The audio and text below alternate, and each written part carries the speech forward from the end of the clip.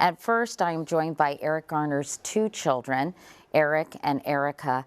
Thank you both for being here. We really appreciate it because I know it's probably been a very tough night and day for both of you, and a very tough time since July when your dad passed away. And Erica, what was your reaction to the grand jury's decision yesterday? I mean, it wasn't really a shock. After the Ferguson indictment, I mean, it's like I expected it to come out this way, but I was hoping it was going to be different. I was disappointed, very disappointed, and it's still like, why? You know, you seen him die on national TV just like everybody else. Why? You know. And Eric, what about you? Well, I had faith for 6 months that the grand jury would make a decision indicting the cop, but this last 6 months been very hard. You know, we just had faith that they'd make a decision on a video that showed everybody, and it just been hard this last couple of hours, just living with that decision. How's your mom doing? You all, there are 5 kids in your family. Yes. How are your siblings doing, your mom? And I know your grandmother has also been speaking out about this. They've been doing good. Well, not good, but They just been dealing. They've been, you know, just focus on, you know, justice, you know, fighting, you know, sticking together, staying strong. You know, you know, my mother, that was her husband. That was the love of her life for 27 years. And, you know, my grandmother, that was her firstborn. So it's like, how do you expect them to feel? Like, they're hurting, but then again, they trying to keep us strong as being his kids. Well, tell us a little bit about your dad, because it seems to me, you know, so many people have seen that video, but very few people know much about him, what kind of father he was, what kind of person he was. How would you describe him, Eric? Well, he was like my best friend. Like, we had, like, I'm gonna miss every little arguments we had. Like, the little arguments count. Like fighting over the TV, PlayStation and TV, because he's a football fan. He loved the New York Giants, but I'm a basketball, so we used to sit there. He have a remote in his hand, and I have a remote in my hand, and my mother would scream from her room like, "Yeah, y'all need to grow up. Y'all need to grow up." Like, you're gonna miss stuff like that. And me entering college this year, I was looking forward for him to be at every game. Are you playing basketball in college? Yes. And where are you in school? Essex County Community College. You know, we was looking forward to like him being there this season, especially for his first games. You know, his first basketball games, especially for his first games. I mean, my dad, he was the hands-on type of father. You know, he was always late, but he was late, but he came at the right time. So many people have taken to the streets of New York and congregated in many different areas, holding signs saying, "I can't breathe," or signs that have your dad's name on them. Looking at that, it's like, oh my God, like they out there and they feel what I'm feeling right now. They going through it just like I'm going through it. But the support, the amount of people, the signs with my father's name on it, the chanting, it's like, yes, my father's voice is being heard. Yes, yes, yes, please. And it's like, you know, why are you ignoring this? Why did they ignore this? Eric, as an African-American young man, what has your experience been like with the police department?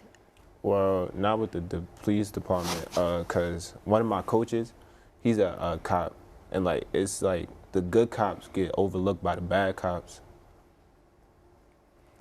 and stuff. Have you ever felt unfairly targeted or harassed? Yeah, about being in the park late, putting up shots, not bothering nobody. Cops would come in, they'd be like, "Get out before you get a summons," stuff like that. And what have you all learned from this whole experience? This whole terrible experience, losing your dad and then seen things unfold as they have?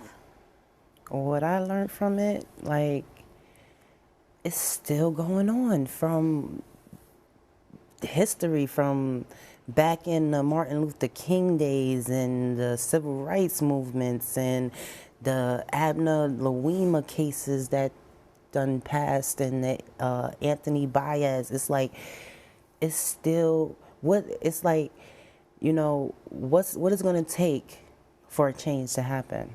What is it going to, like, obviously a video of my father dying on a sidewalk. It's so many blogs and news that came out about his death, but we seen the video, and I already knew from the video that he was gone. It was sad, it was horrific, it was terrifying, but I just wanted to look at the video and just learn, like, who did what, who was around him, like, why. I can't answer why they didn't help him. But that's my question. Why EMS didn't help them if their job is to save you know, people? And I feel like they treated him like an animal, and my father wasn't an animal. Even though he was 350 pounds and 6'6", he wasn't an animal. He was a big teddy bear. He was lovable, loved by everybody that he came in contact with. Like, in this video.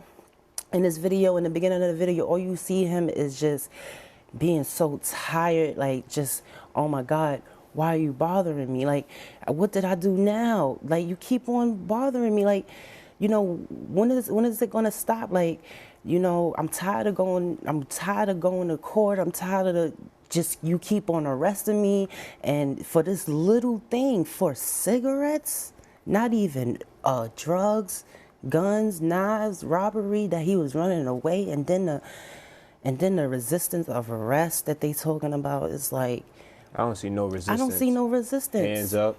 Hands up. They didn't even read him his rights. They put him on the ground. They mushed his face in the ground. I mean, what more do this secret grand jury need to really indict him?